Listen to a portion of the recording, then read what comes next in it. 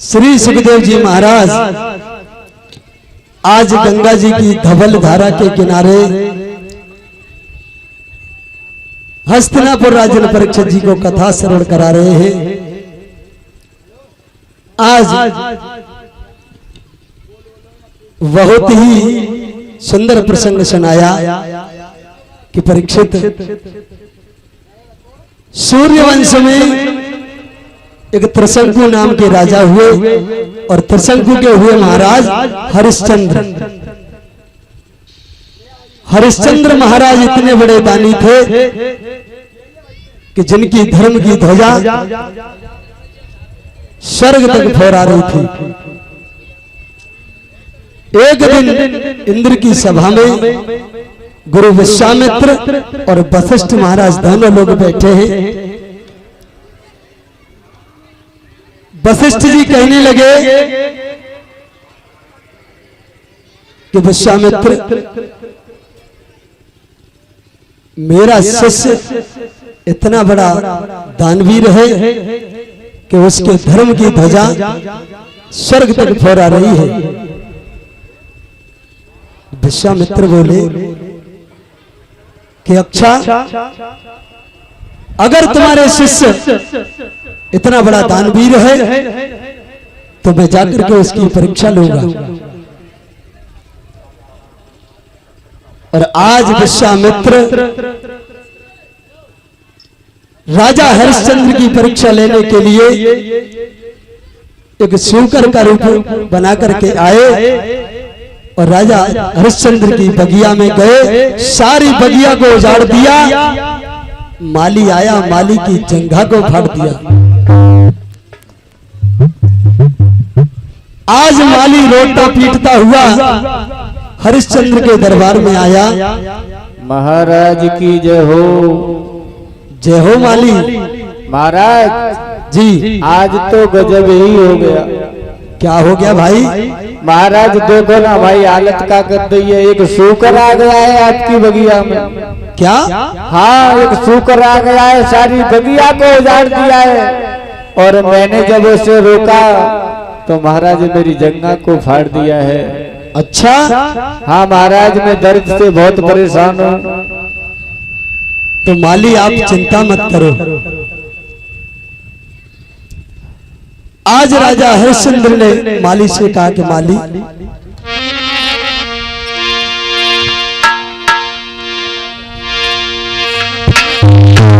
आ रहे है संध्या को समय और दुख मत दीजिए रे का हुआ।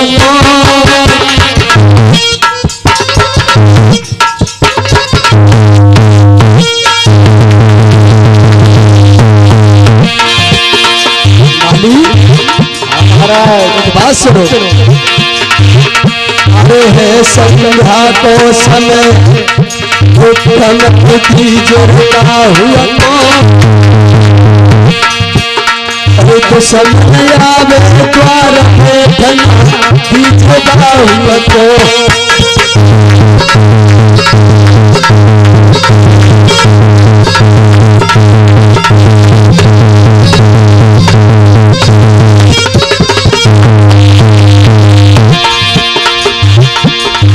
महाराज कहने लगे माली, ये संध्या का समय है,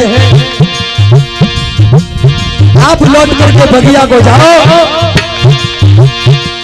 और उस सूकर को पकड़ के बांध के रखो। अरे लौट बगिया लौट जाओ। अरे चौथा पागस देखे रहियो।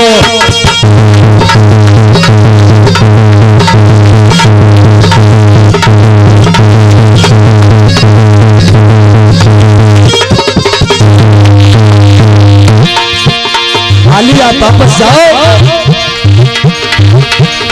अरे सवेरे हम आएंगे। अरे सवेरे हम आएंगे। छोटा पागसू कर तुम्हारे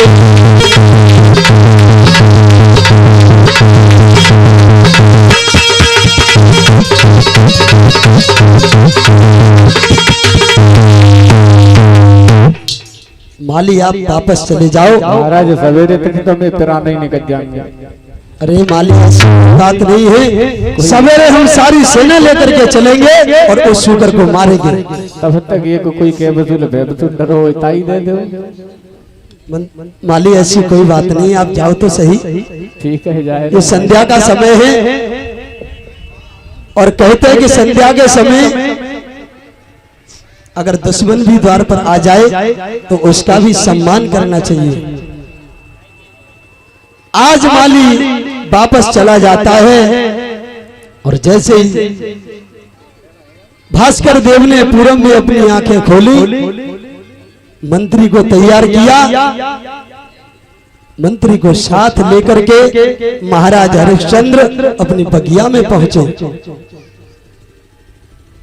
चारों तरफ बगिया में ढूंढ रहे हैं, काफी देर हो गई मगर शूकर दिखाई नहीं दिया। कभी इधर निकल जाता है, कभी उधर निकल जाता है।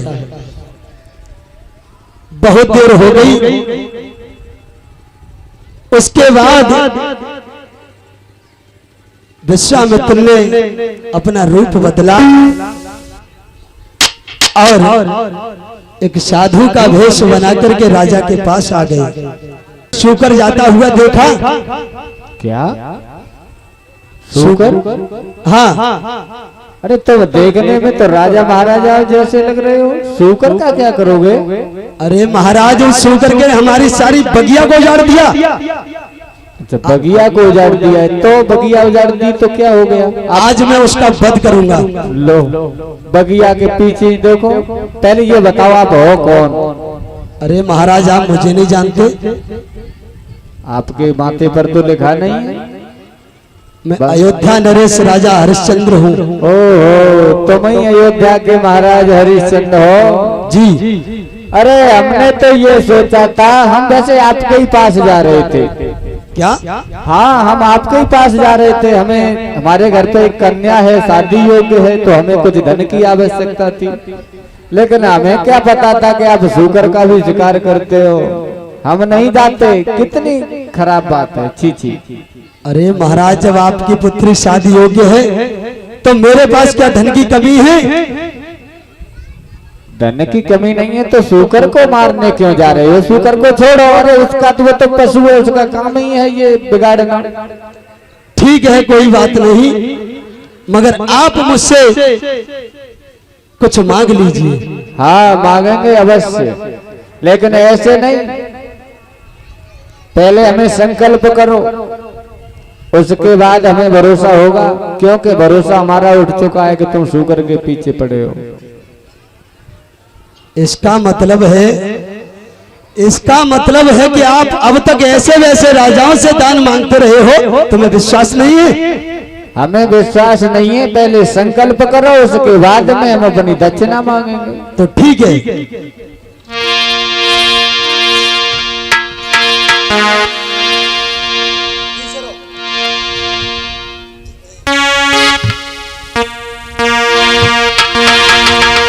आज महाराज हरिश्चंद्र ने क्या किया?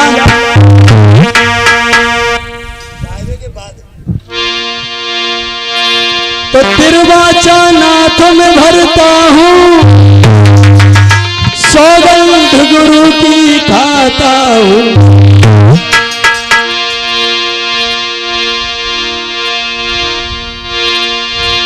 सौगंध गुरु की खाता हूँ, ना पीछे कदम।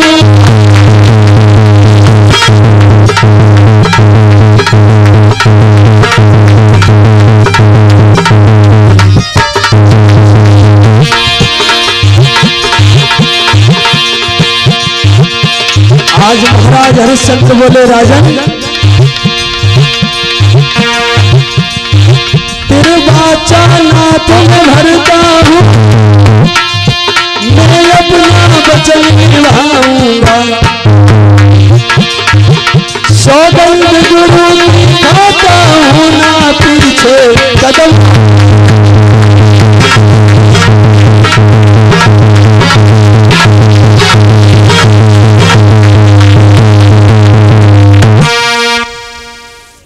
अगर आपको विश्वास नहीं है तो मैं तिरवाचा भरता हूं और अपने गुरु की सौगंध खाता हूं। मांग लीजिए। आज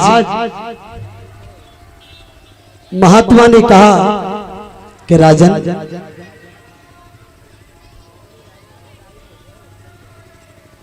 मुझे लगता है कि जैसा मैंने आपका नाम सुना था आप वैसे ही निकले हुए। आज राजा हरिश्चंद्र ने कहा कि महाराज, यहां तो मेरे पास कुछ नहीं है, ये कुंजी और लगाम है। महात्मा बोले कि तो इसी का ही संकल्प कर दो। आज राजा हरिश्चंद्र ने कुंजी और लगाम का संकल्प कर दिया और दोनों हाथ जोड़ करके बोले कि महाराज अब दक्षिणा और मांग लो। जवाब दिया, दक्षिणा में 60 बार सोना। आज राजा हरिश्चंद्र अपने महल में आए और अपने मंत्री को बुलाया और आदेश दिया,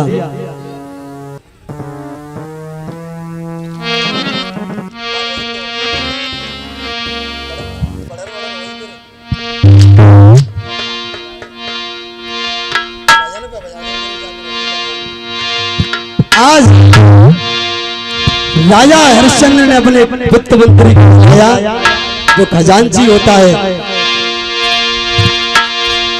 कि राजा ने खजांची बुलवा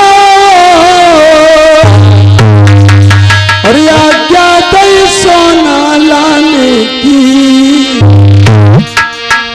तब विश्वामित्र ने हो सकाए कि अरे कही गई बात ठिकाने की।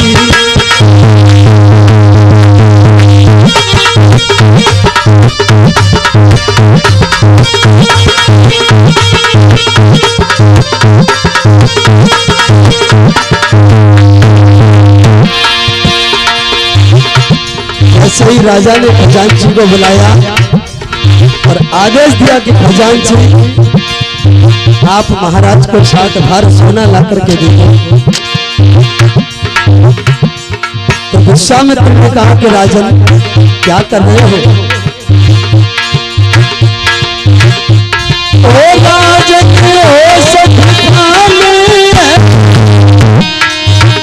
से बात करवा,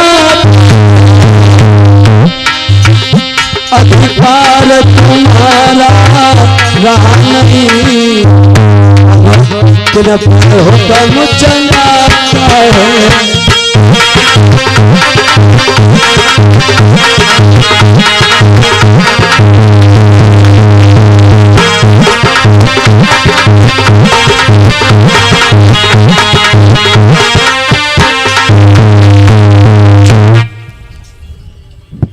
राजा ने कहा कि जैसे ही राजा ने अपने मंत्री को आदेश दे दिया, गुरु विश्वामित्र ने रोक दिया कि राजन क्या कर रहे हो? किसको आदेश दे रहे हो? अब इस राज्य में तुम्हारा कुछ नहीं है, ये सारा राजपाट धन धाम मेरा हो गया। जो ये हरिश्चंद्र ने सुना तो हरिश्चंद्र के होश उड़ गए। फिर कहा कि महाराज आप चिंता न करें, अगर मैंने संकल्प कर दिया है तो मैं आपका कर्ज अवश्य अदा करूंगा, मगर मैं अपनी रानी से पूछ लूं एक बार। और जो ये वचन सुने तो विश्वामित्र बोले कि राजन, तुम्हें अपनी रानी पर इतना विश्वास है, मगर हम तुम्हें एक बात बताएं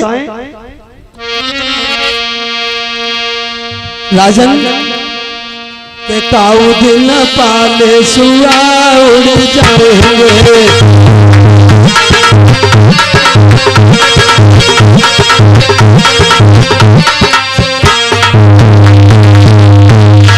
काऊ दिन पाले सुआ उड़ जाएंगे।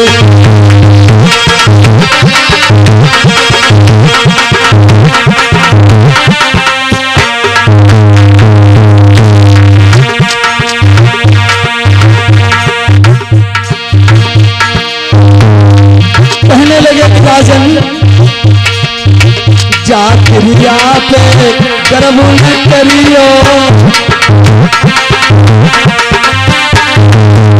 जातिया पे गर्व न करियो। क्यों? अरे मनोवती रह जाएंगे, कदमा पाले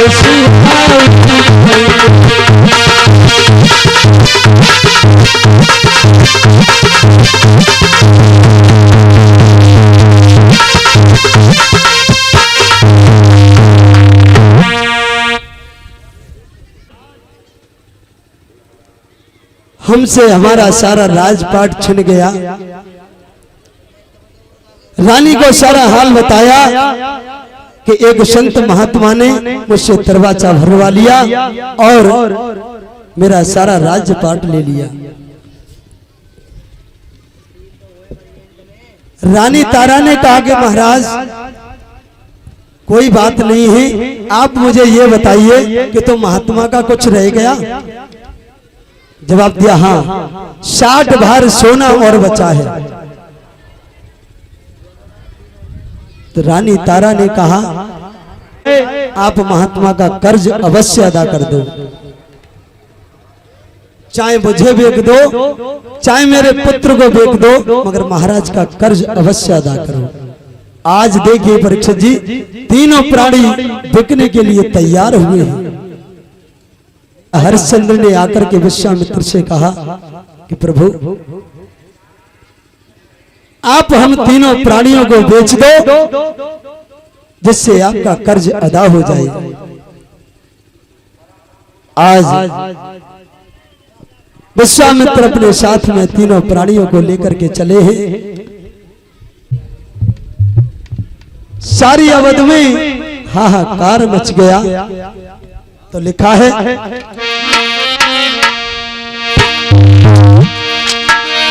आरे गई अवधि उदासी छाई, बिकवे जाए रे तीनों प्राणी।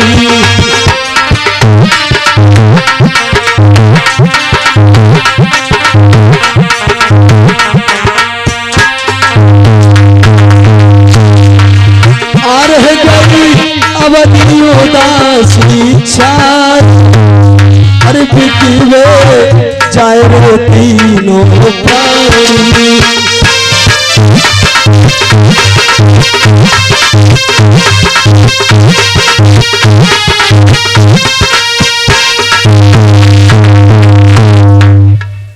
आज तीनों प्राणी बिकने के लिए चले हैं। आगे आगे विश्वामित्र चले जा रहे हैं, पीछे पीछे राजा रानी और उनका एक पुत्र रोहित अपनी राजधानी को मातृभूमि को प्रणाम किया और घर से निकल पड़े। चलते चलते रास्ते में बेटा रोहित जमीन पर गिर पड़ता है।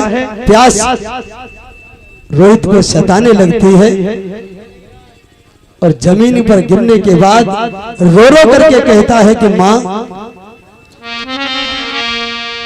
अभी काशी नगरिया कितनी दूर है?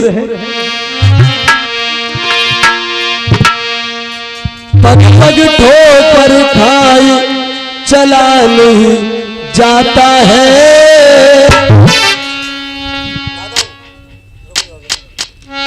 काशी कितनी दूर बता मेरी माता है।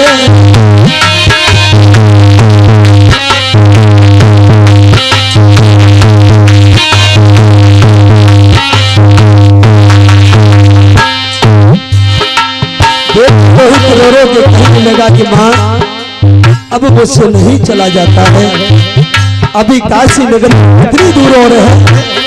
बोला लगी लगी ठोकर खाई चला नहीं जाता है, काशी कितनी दूर बता मेरी माता है।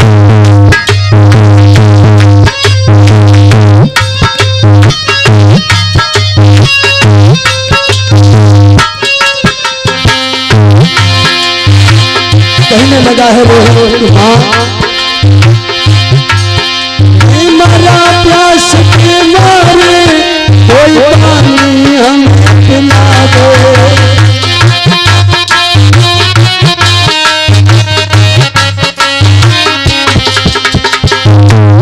कहने लगा माँ मुझे बहुत तेज प्यास लगी है,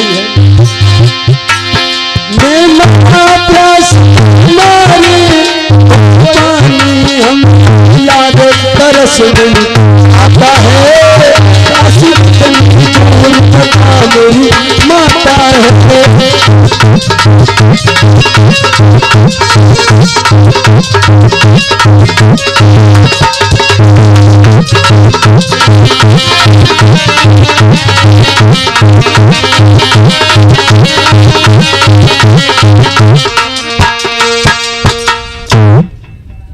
रोहित कहने लगा माँ अभी काशी नगरिया कितनी दूर है, मुझे बहुत तेज प्यास लगी है। हरिश्चंद्र ने कहा कि रानी तारा बच्चों के ऊपर थोड़ी हवा कर दो, बच्चे को होश आ जाएगा और हमारे पास समय नहीं है, जल्दी आगे के लिए चलते हैं। आज रानी ने पुत्र को गोद में उठाया और आगे चलने लगे। थोड़ी दूर पर चले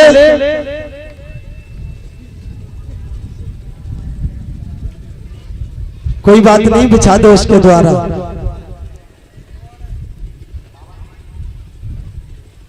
पवन देवता ज्यादा प्रसन्न है आपकी कथा से। कोई दिक्कत ना, तेरी को पड़ रहा गो लगाएंगे। आज थोड़ी दूर पर चलने के बाद रानी तारा भी जमीन पर गिर जाती है और कहती है कि महाराज काशी नगरिया अभी कितनी और दूर है, मुझसे भी नहीं चला जाता है, पैरों में छाले पड़ चुके हैं। और बोली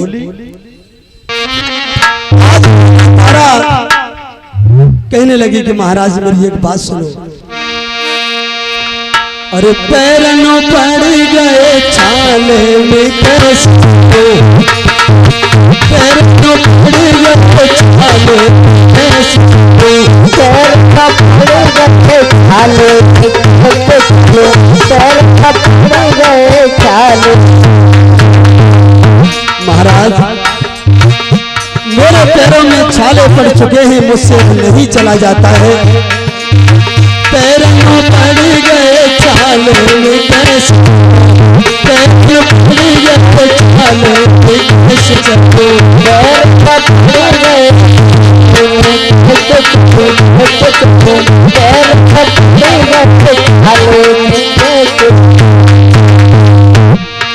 कहने लगी महाराज वो भी हमारे दिन थे जो संगमरमर के महलों में रहने वाली और आज जंगल जंगल में जा रही है, वो भी नंगे पैर।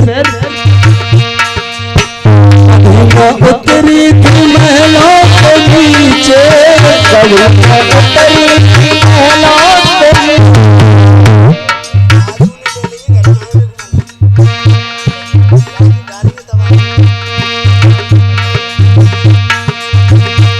राजेश यहाँ पर है, राजू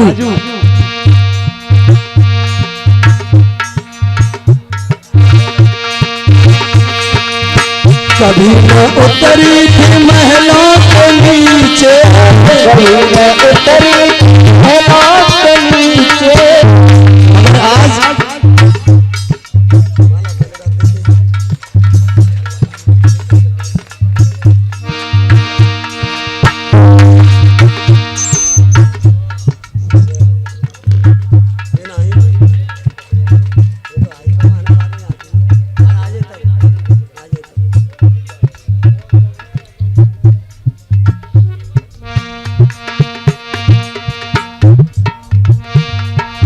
और ये देखिए ये हमारे शायद आप जानते होंगे,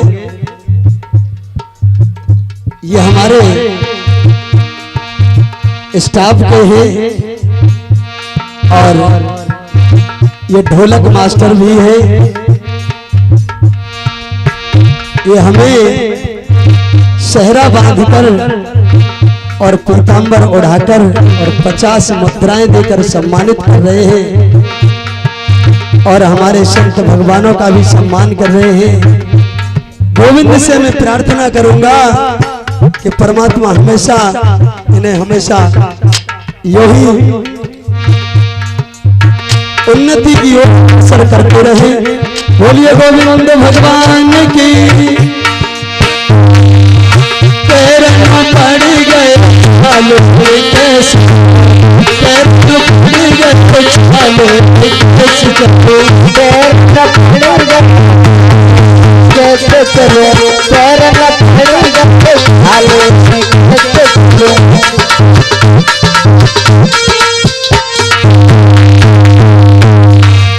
और रानी तारा कहने लगी कि महाराज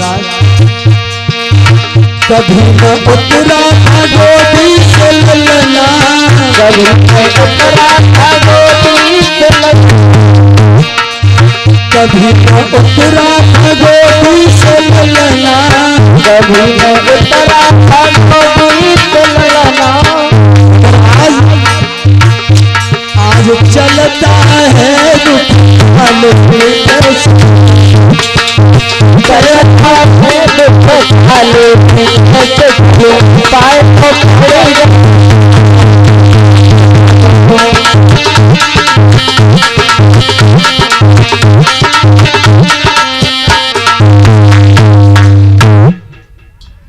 आज रानी तारा भी पछाड़ खाकर जमीन पर गिर जाती है। जैसे ही विश्वामित्र ने देखा कमंडल में जल लेकर के आए और कहा कि रानी तारा ये जल लेकर के आया हूं, ये जल पी लीजिए।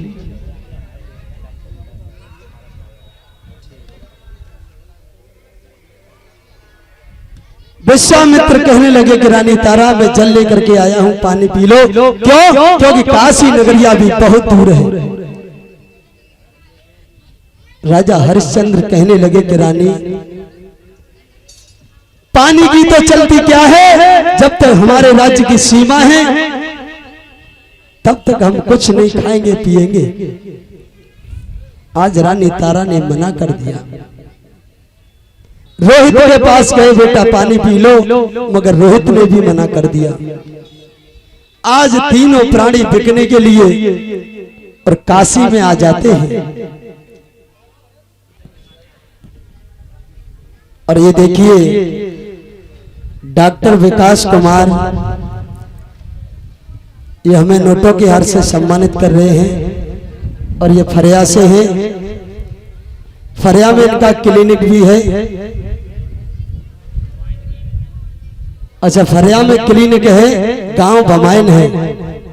देखिए ये नोटों के हार से सम्मानित कर रहे हैं पूरे स्टाफ को। भगवान से प्रार्थना है कि भगवान इनके भंडार भरे रखे। बोलिए गोविंद भगवान की।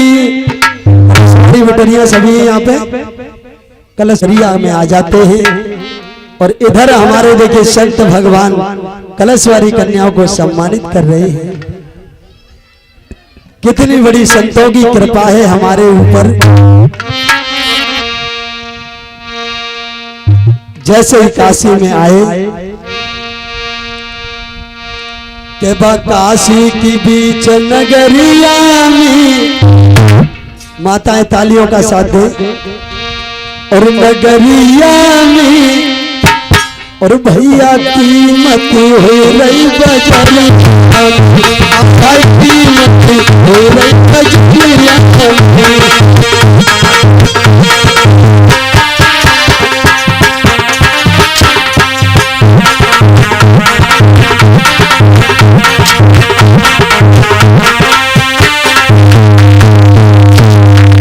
आज तीनों प्राणी काशी में बिकने के लिए आए हैं। काशी की बीच नगर आए है की रही करिया बच्चा की रही करिया।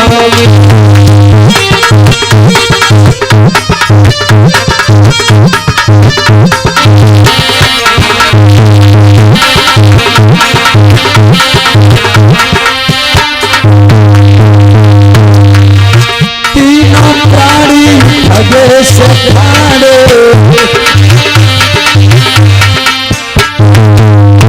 अरे तीनों प्राणी भगे से ठाड़े।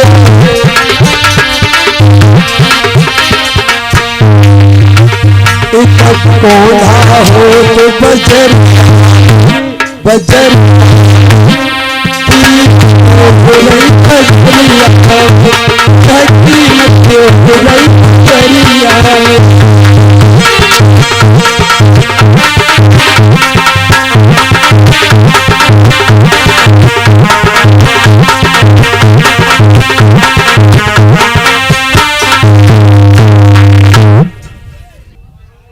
सारे नगर में हल्ला मच गया कि तीनों प्राणी बिकने के लिए आए। परीक्षा जी ये होता है समय, पता नहीं है किस वक्त किसके ऊपर कैसा समय आ जाए, राजा से भिखारी हो जाए, भिखारी से राजा हो जाए। समय की बलिहारी है। आज कहां एक देश के राजा थे और आज काशी में बिकने के लिए आ गए। इस समय की बात है। राजधानी और अपनी छोड़ चले,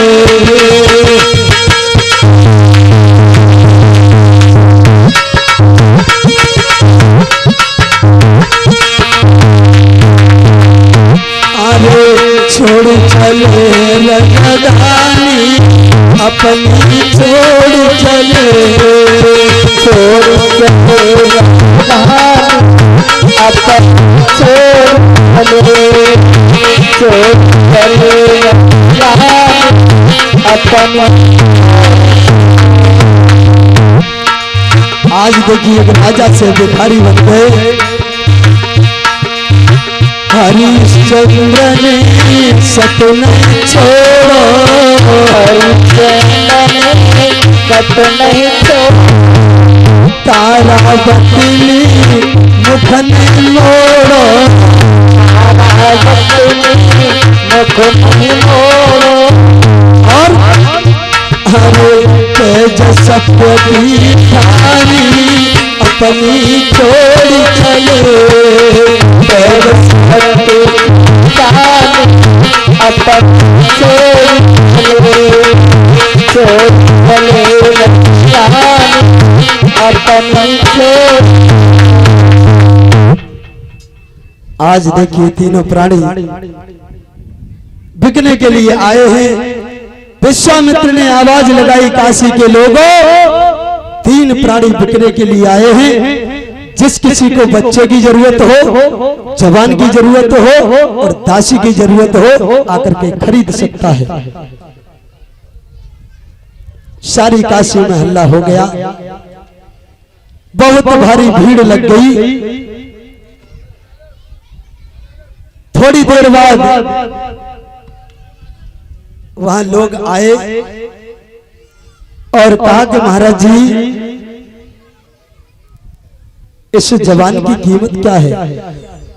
बोले 20 भार सोना।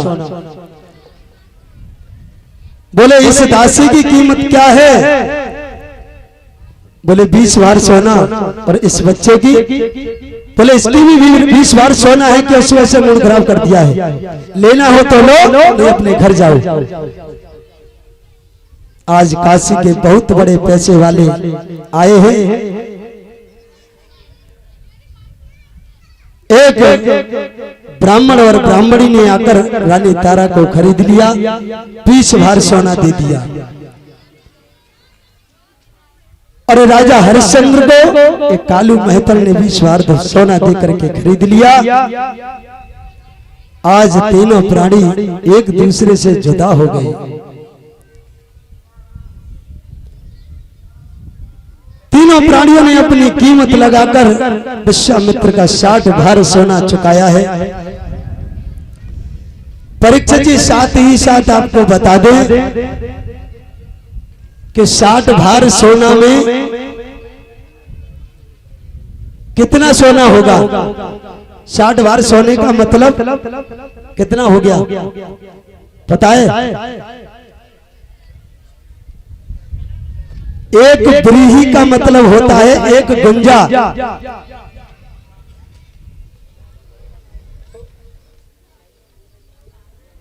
एक व्रीहि में एक गुंजा, 5 गुंजा की होती है एक पड़, 8 पड़ का होता है एक धरण, और 8 धरण का होता है एक कर्ष, और 4 कर्ष बराबर एक पल, 100 पल बराबर एक तुला, और 20 तुला बराबर एक भार, और एक भार बराबर 25 किलोग्राम। समझ गए परीक्षित जी? एक भार बराबर 25 किलोग्राम। अब 60 भार सोना गुणा कर लीजिए, कितना हो गया? 25 गुणा 60, 1.5 क्विंटल। हिसाब लगा लेना बाद में। आज तीनों प्राणियों ने विश्वामित्र का कर्ज अदा किया है। ब्राह्मण ब्राह्मणी के घर रानी तारा और पुत्र रोहित चले जाते हैं। राजा हरिश्चंद्र कालू मेहतर के यहाँ चले जाते हैं। घर जाकर के कालू मेहतर ने एक लाठी घड़ा दे दिया और कहा कि हरिया, सुबह सुबह तू पानी भर के लाएगा, यही तेरी ड्यूटी है। भोजन के लिए एक दुकान नियुक्त कर दी। आज जैसे ही राजा हरिश्चंद्र भोजन करने के लिए बैठे, विश्वामित्र एक बिल्ली का रूप बना करके आए और भोजन की थाली सारा भोजन खा गए। राजा हरिश्चंद्र भूखे ही रह गए। अगले दिन भोजन करने के लिए बैठे, कुत्ते का रूप बनाया, सारा भोजन खा गए। देखिए परीक्षित जी, विश्वामित्र परीक्षा पे परीक्षा लिए जा रहे हैं, लेकिन हरिश्चंद्र ने सत्य को नहीं छोड़ा। हरिश्चंद्र मन में सोचने लगे कि हे प्रभु, मुझे ऐसा लगता है कि मेरे नसीब में अन्न भी नहीं है, आज से मैं अन्न नहीं खाऊंगा, निराहार रहूंगा। आज हरिश्चंद्र ने अन्न भी खाना छोड़ दिया। निराहार रह करके सेवा कर रहे हैं। 10 दिन हुए, 15 दिन हुए, अंत में हरिश्चंद्र का शरीर दुबला हो गया, शरीर कमजोर हो गया। एक दिन घड़ा पानी का लेकर के जैसे ही द्वार पर चढ़े, एक ठप्पा लगा और हरिश्चंद्र जमीन पर गिर पड़े। जैसे ही जमीन पर गिरे, वो घड़ा फूट गया। कालू मेहतर को जैसे ही पता चला तो हरिश्चंद्र से कहा कि हरिया, तू इस तरह से रोजाना घड़ा फोड़ेगा तो कहां से घड़ा आएंगे? अब एक बात बता, क्या तू भोजन नहीं करता?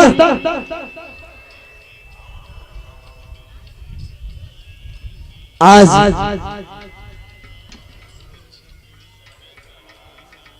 हरिश्चंद्र ने सारा हाल बताया है कि महाराज, आज 36 दिन हो गए मैंने भोजन नहीं किया, क्योंकि मुझे लगता है मेरे नसीब में भोजन नहीं है। और जो ये कालू मेहतर ने सुना तो कहने लगे, बारे हरिया, तूने 36 दिन तक मेरी निराहार सेवा की, आज तो तू पानी भरने नहीं जाएगा।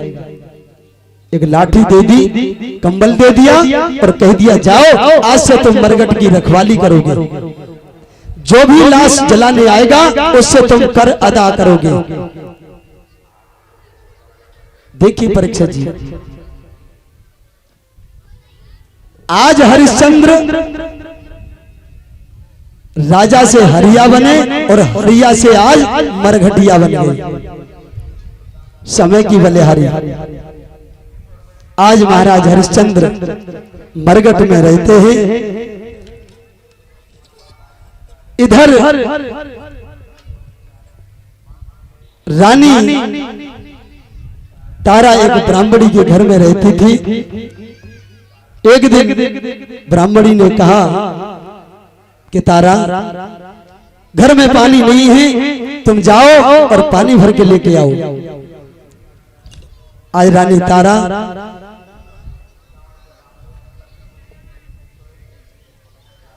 पानी लेकर चली है और उसी घाट पर राजा हरिश्चंद्र भी पहुंच जाते हैं। एक ही घाट पर जब दोनों की मुलाकात हो जाती है, हरिश्चंद्र भी पानी लेने के लिए जाते हैं। घड़ा तो भर लिया, लेकिन शरीर में इतनी शक्ति नहीं है कि उस घड़ा को उठा सके। बार बार घड़े को उठा रहे हैं, बार बार घड़ा पानी में गिर जाता है। आज राजा हरिश्चंद्र रानी तारा को देखा तो हरिश्चंद्र से रानी तारा से कहा कि रानी, मेरे शरीर में इतनी ताकत नहीं है कि मैं इस घड़े को उठा सकूं, आप थोड़ा मुझे सहारा दीजिए। और राजा हरिश्चंद्र ने एक बात कही कि रानी तारा,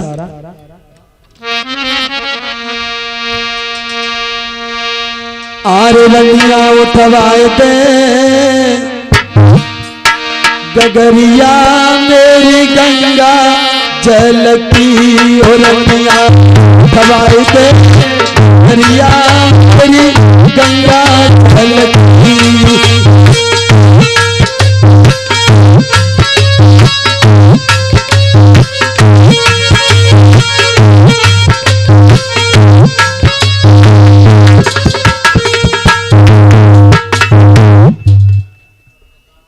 आज राजा हरिश्चंद्र ने कहा कि रानी, मेरे शरीर में ताकत नहीं है, आप थोड़ा सा सहारा दो जिससे मेरा घड़ा उठ जाए। रानी तारा ने कहा कि महाराज, मैं आपका घड़ा अवश्य उठवा देती, लेकिन अगर मेरे सामने एक समस्या न होती। बोले समस्या क्या है? बोले आपके हाथ में जो घड़ा है वो एक मेहतर का है, और मेरे हाथ में ये घड़ा है ये एक ब्राह्मण का घड़ा है, इसलिए मैं नहीं उठवा सकती। अगर मैं आपको घड़ा उठवाऊंगी मेरा धर्म नष्ट हो जाएगा। रानी ने मना कर दिया और कह दिया कि महाराज, मैं आपको एक उपाय जरूर बता दूंगी जिससे आपका घड़ा आसानी से उठ जाएगा। राजा बोले कि रानी, उपाय ही बता दीजिए। तारा ने कहा कि आप गहरे जल में घुस जाइए, और गहरे जल में जब आप घुस जाओगे तो पानी के सहारे से आप अपने घड़े को उठा लोगे, थोड़ा पानी का सहारा लग जाएगा। आज राजा हरिश्चंद्र ने पानी का सहारा लेकर के घड़े को उठा करके चले हैं। रानी तारा भी चली है। धीरे धीरे समय व्यतीत होता चला गया। एक दिन की बात, राजा हरिश्चंद्र हाथ में लाठी लेकर कांधे पर कंबल डाल के मरघट का पहरा दे रहे हैं।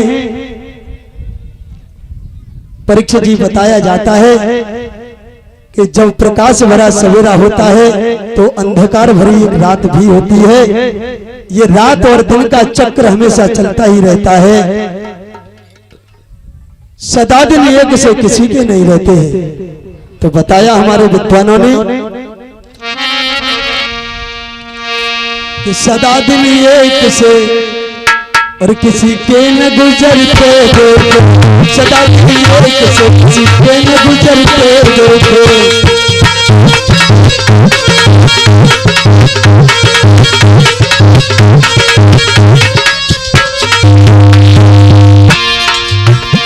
बताया है परीक्षित जी, सदा दिन एक से किसी के न गुजरते। इंसान दुनिया में चढ़ते उतरते देखे, इंसान दुनिया में चढ़ते उतरते देखे।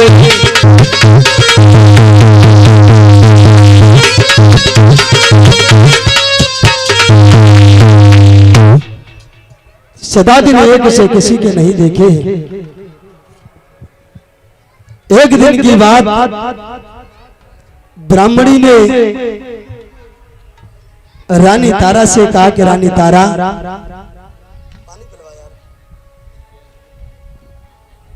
आज एकादशी का दिन है। देखो अब कथा कोई नहीं सुनेगा, आएंगे अभी यही बैठेंगे।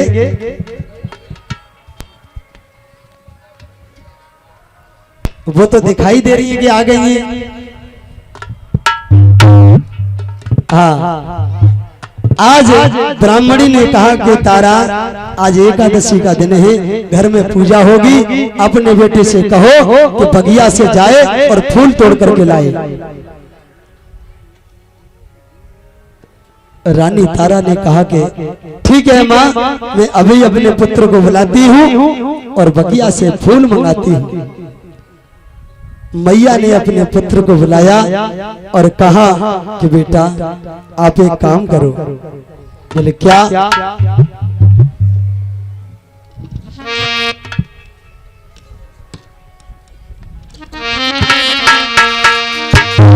आज तारा ने कहा कि बेटा एक काम करो कि बेटा मेरे पागन को लाल, अरे बेटा मेरे पागन को क्यों रे बेटा,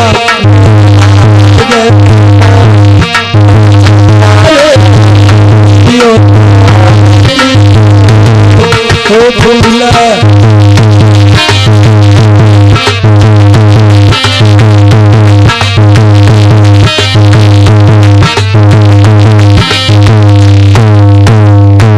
लगी है रानी, बेटा आप बगिया पर चले जाओ। अरे मैयो तोड़ तुम्हारे रागन को जाइयो, जो तो हो मेरे लम्बे बेटा मत रुक जाइयो। तू सुन ले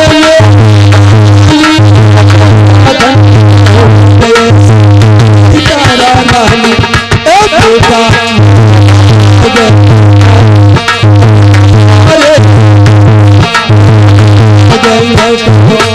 तुम प्यारे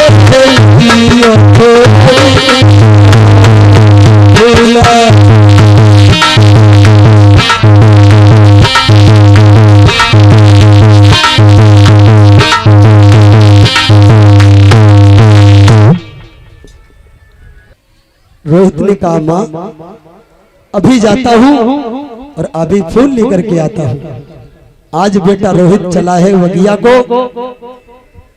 बगिया में जाकर के एक एक डाली पर हाथ डालता है, फूल को तोड़ता जाता है, लेकिन परीक्षित जी विश्वामित्र को चैन नहीं पड़ा। आज विश्वामित्र ने एक सर्प का रूप बनाया और एक फूल में आकर के छुप गई, बैठ गई। और जैसे ही रोहित ने वो फूल तोड़ा तो रोहित को नाग ने उंगली में डस लिया। रोहित चीखने लगा, चिल्लाने लगा, माँ कहां हो तुम? आज बेटा रोहित फूट फूट कर रो रहा है बगिया में, लेकिन वहां बगिया में कौन था जो सुनेगा? इधर विश्वामित्र ने काशी में आकर के आवाज लगाई, काशी के लोगों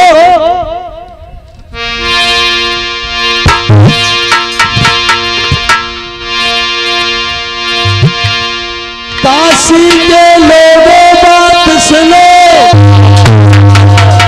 एक कुल्ला बाग में आओ, और मैया मैया चिल्लाई रहे भाई नागनी।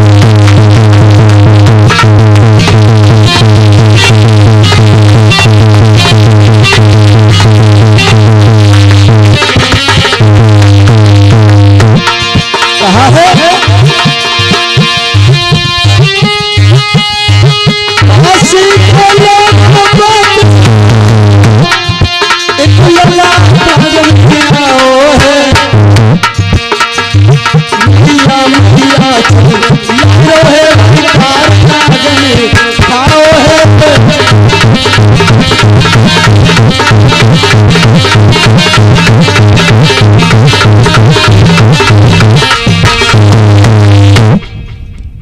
आज विश्वामित्र ने काशी में आवाज लगाई, काशी के लोगों,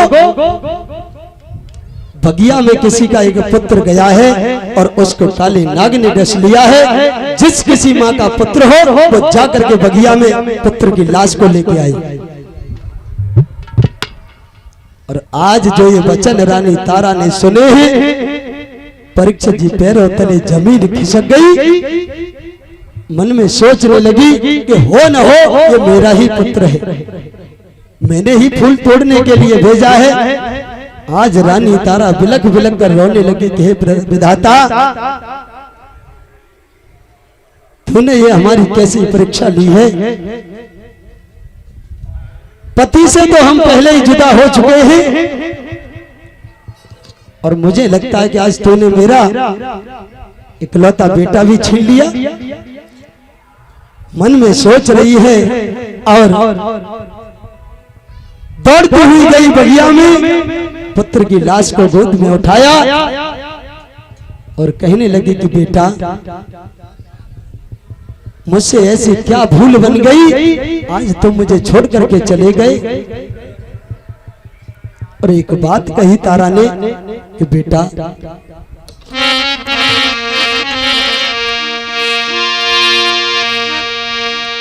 कि ओ मेरे बेटा प्राणन प्यारे, ओ मेरे लाला प्राणन प्यारे, कैसे जिएंगे बेटा।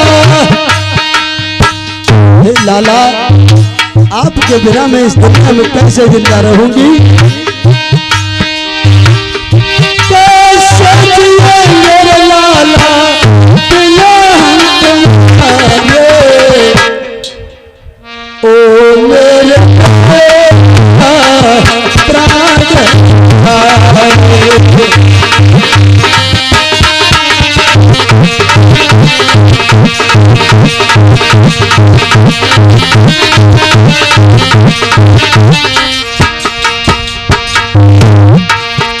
रानी तारा फूट फूट कर रोती जा रही है और कह रही है कि बेटा,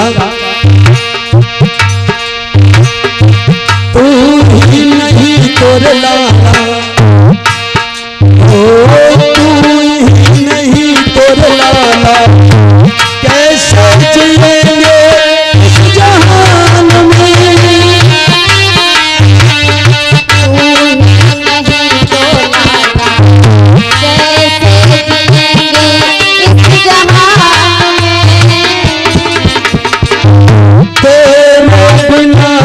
छैया हम भी फूकेंगे शमशान में। बेटा, तेरे बिना मैं जिंदा नहीं रहूंगी। और कहने लगी, छोड़ के चले गया,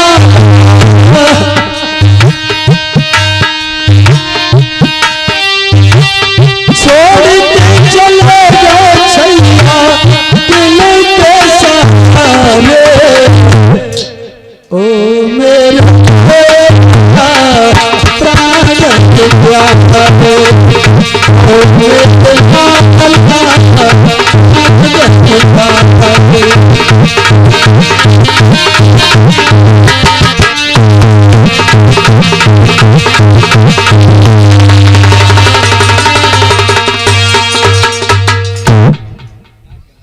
माता तारा रोती हुई बिलखती हुई कह रही है कि बेटा, हमसे ऐसी क्या भूल बन गई जो आप ही हमें छोड़ करके चले गए, और तुम्हारे बिना मैं कैसे जिंदा रहूंगी। विश्वामित्र ने आकर के कहा है कि बेटी, ज्यादा देर इस लाश को मत रखो, क्योंकि ज्यादा देर अगर ये लाश तुमने रखी तो लाश फट जाएगी, इसीलिए इसको ले जाओ और इसका दाह संस्कार करो। आज रानी तारा ने पुत्र की लाश को गोद में उठाया और सीधी मरघट के लिए जाने लगी है। रोती हुई चली जा रही है और क्या दशा है।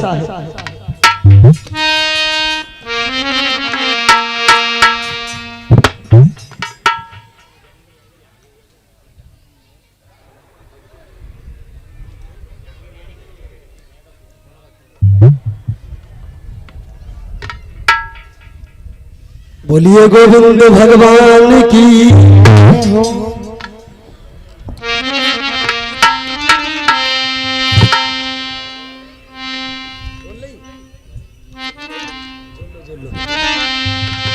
आज रानी तारा रोती हुई पुत्र की लाश लेकर मरघट के लिए चली जा रही है। दोस्तों क्या दशा है। आरे मरघट जाई रही,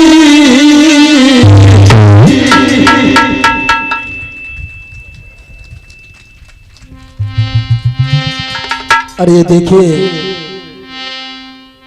श्री राजेश कुमार बघेल ये हमें नोटों के हार से सम्मानित कर रहे हैं और हमारी श्रीमती को भी नोटों के हार से सम्मानित कर रहे हैं। भगवान से प्रार्थना है कि भगवान इनके भंडार भरे रखे। सारे साथियों का सम्मान कर रहे हैं। बोलिए गोविंद भगवान की। आज रानी तारा चली जा रही है कि मरघट जाई रही और तारा ले लाश बेटी मरघट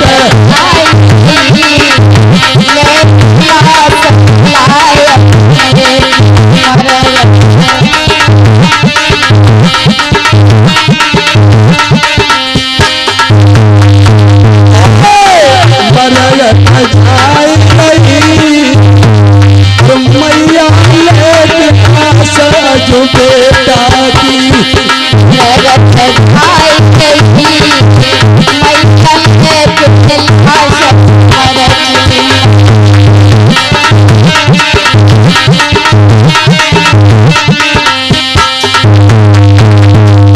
चली जा रही है रानी तारा।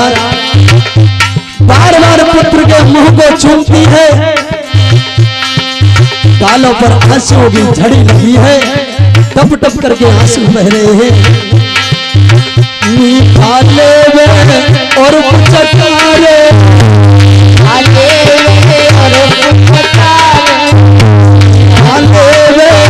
और पुचकारे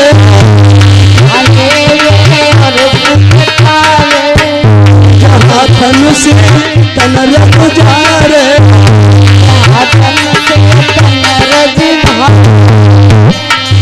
लगी अधिगम की, लगी अधिगम की सबे ताती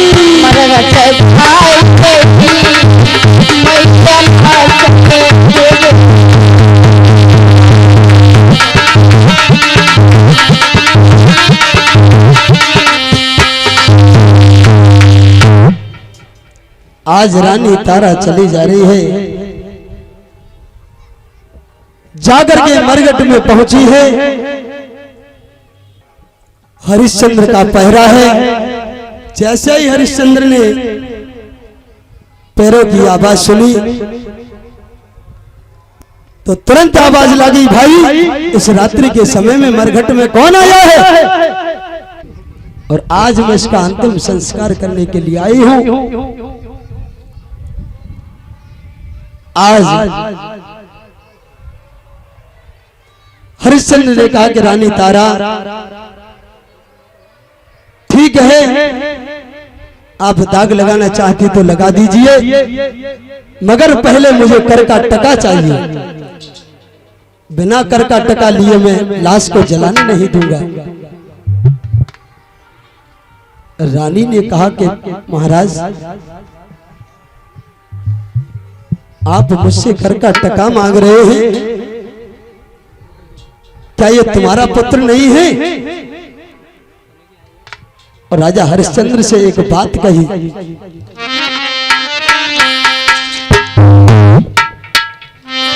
कि महाराज के हम पे विपदा पड़ी और प्यारे तुम कठिन पे जठानी।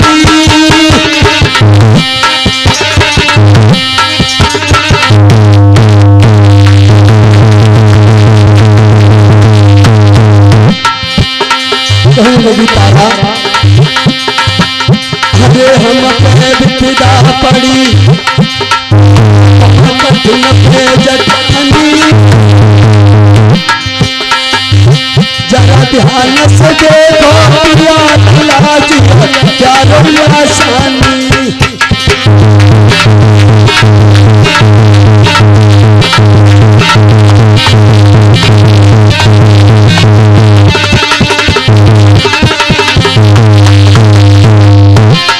कहा है महाराज थोड़ा ध्यान से देखो, ये कुछ और नहीं है। हरे रात दिन मरघट में सूखे, हरे रात दिन मरघट में सूखे।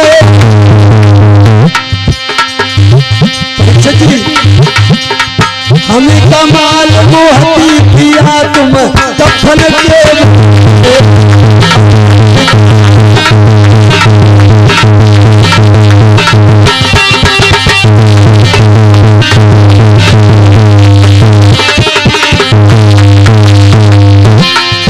कहने लगी रानी तारा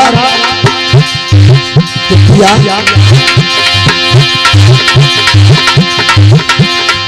आपको कफन दिखाई दे रहा है मगर अपना बेटा दिखाई नहीं दे रहा। और अंत में रानी तारा ने अपनी साड़ी के दो टूक किए हैं, आधी साड़ी पुत्र के ऊपर कफन बना करके डाल दी। तो दोस्तों हुआ क्या, अरे लला लगाएगी, अरे कुमर को दाग लगाएगी। अरे आधी साड़ी बची मातन कफन दे दियो।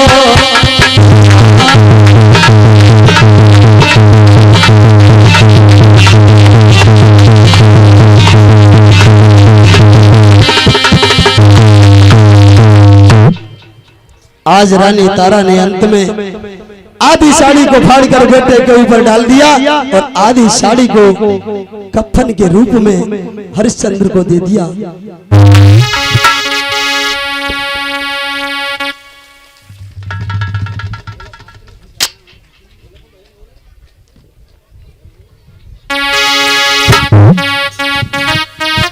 और ये देखिए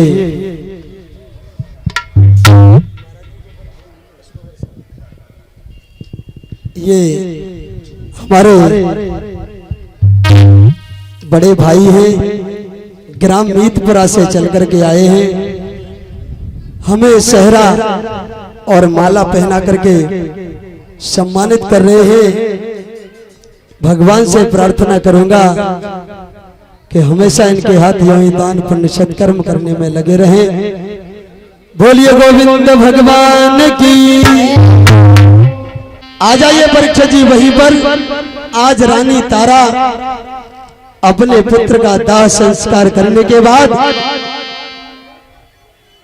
दोस्तों गांव के एक नजदीक मंदिर के अंदर घुस गई। इधर विश्वामित्र ने क्या किया, आरे क्वार कर्म में लिखी और सती के मठ मेरे घुस आई।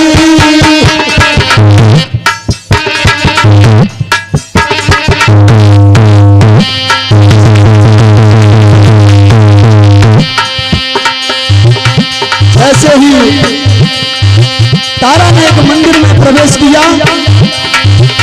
आरे क्वार कर्म में लिखी मठ मेरे घुस आई। जाए सुख की आई गई नींद सोई गई विपदा की मारी।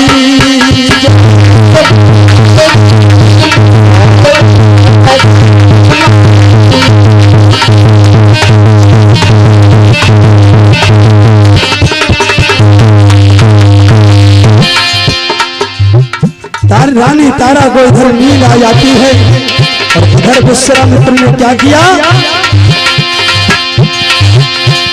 अरे मुनि ने आई करिए चोरी, अरे मुनि ने आई करिए चोरी, तो बालक ले चुराई उमर कछु बच्चन की,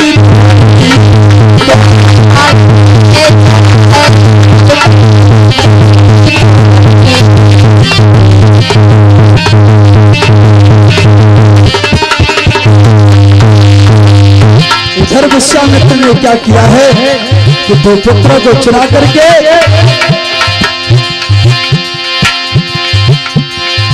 अलग कहीं छुपा दिया और गांव वालों से कह दिया कि गांव वालों, गांव में एक डायन आ गई है जो बच्चों का कत्ल करती है।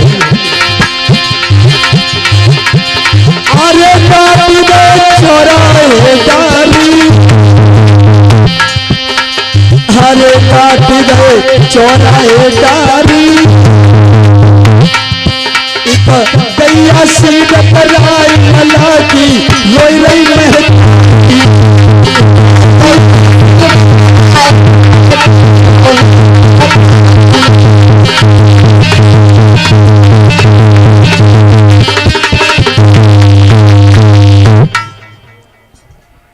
आज हर्ष विश्वामित्र ने, और ये देखिए हमारे पास 50 रुपए का पुरस्कार आया है। धर्मवीर वाल्मीकि ये 50 रुपए से सम्मानित कर रहे हैं। भगवान से प्रार्थना करूंगा हमेशा इनके भंडार भरे रखे। बोलिए गोविंद भगवान की जय हो। आज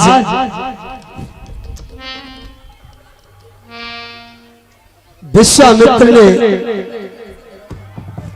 सारे लोगों को बता दिया कि गांव के लोगों, गांव में एक डायन आ गई है जो बच्चों का कत्ल करती है,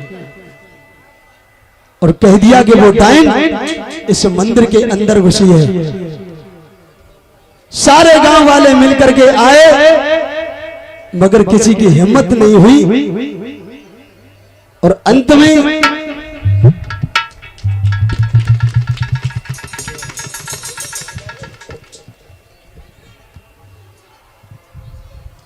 और ये देखिए श्री यशपाल कुमार बघेल उर्फ सपा नेता है, ये हमें नोटों के हार से सम्मानित कर रहे हैं। मैं भगवान से प्रार्थना करूंगा कि इनका भविष्य हमेशा उज्जवल बनाए रखे और अपनी कृपा इनके ऊपर हमेशा बनाए रखे। बोलिए गोविंद भगवान की जय हो। आज सारे गांव के लोग मंदिर के पास आए और अंत में कालू मेहतर ने राजा हरिश्चंद्र को बुलाया कि हरिश्चंद्र इस मंदिर के अंदर एक डायन है जो बच्चों का कत्ल करती है, ये तलवार ले जाओ और अंदर जाकर उस डायन का कत्ल करो, मार दो। आज राजा हरिश्चंद्र तेगा लेकर के मंदिर के अंदर जब पहुंचे और जैसे ही पास में जाकर के देखा रानी तारा, तुम ही डायन हो,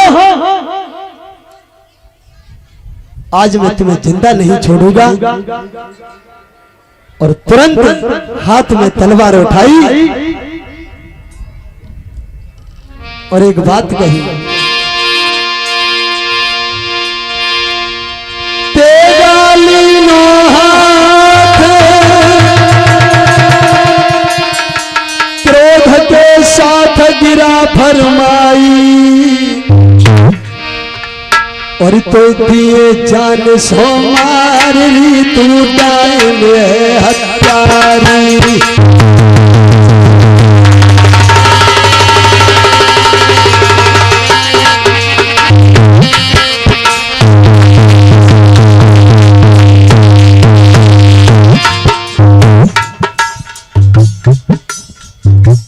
आज राजा राजा हरिश्चंद्र कहने लगे रानी तारा आज चाहे कुछ भी हो जाए, दे डाली हाथ, दे डाली हाथ, क्रोध साध गिरा माई, गिरा फरमाई,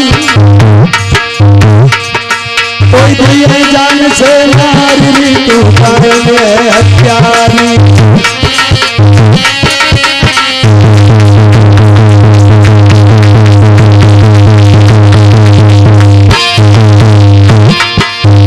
आज जैसे ही हरिश्चंद्र ने तलवार उठाई तो परीक्षित जी हुआ,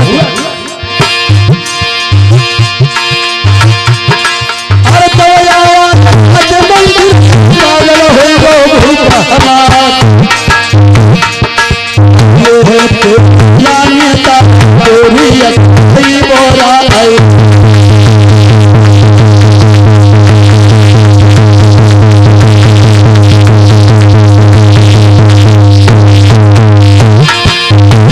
उसी समय परीक्षा जी आकाशवाणी हुई है,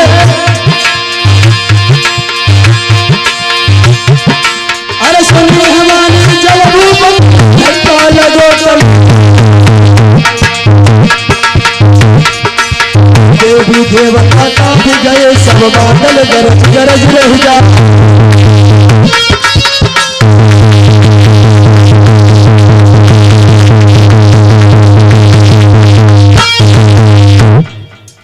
आज जैसे ही महाराज हरिश्चंद्र ने कलशवारी बिटरियाएं तुम बहुत बात कर रही है, क्या बात है, खड़ी हो जाना जरा, सब बहुत बात कर रही है तुम, खड़ी हो जाओ। और देखिए यशपाल बघेल सारी कलश कन्याओं को भी मुद्राएं भेंट करके सम्मानित कर रहे हैं। आज जैसे ही हरिश्चंद्र ने रानी तारा को मारने के लिए तलवार निकाली, उसी समय विश्वामित्र अपने उसी रूप में आकर प्रकट हो गए और तुरंत तलवार को हाथ में पकड़ लिया। राजा हरिश्चंद्र ये क्या कर रहे हो, ये कोई और नहीं तुम्हारी रानी तारा है। आज विश्वामित्र ने राजा हरिश्चंद्र से कहा कि हरिश्चंद्र आज मैं मान गया कि बाकी में तुम सबसे बड़े दानवीर राजा हो, धर्म के पथ पर चलने वाले एक शासक हो। मैंने तो सिर्फ आपकी परीक्षा ली थी, आज से मैं सारा राजपाट धन धान्य आपको वापस करता हूं। राजा हरिश्चंद्र कहने लगे कि महाराज आपने हमारे बर्बादी करने में कोई कसर नहीं छोड़ी और यहाँ तक कि हमारा बेटा भी चला गया। विश्वामित्र ने कहा कि राजन आप अपने बेटे को आवाज दो, तुम्हारा बेटा भी आएगा। आज राजा हरिश्चंद्र को उनका सारा राज्यपाट वापस किया है। पुत्र रोहित को आवाज दी, रोहित दौड़ता हुआ भाग कर आया, पिताजी मैं यहाँ हूँ। आज बड़ी हंसी खुशी के साथ तीनों प्राणी वापस अपनी राजधानी को गए हैं और पुनः उसी प्रकार से अपना राज्य चलाने लगे हैं। बोलिए गोविंद भगवान की।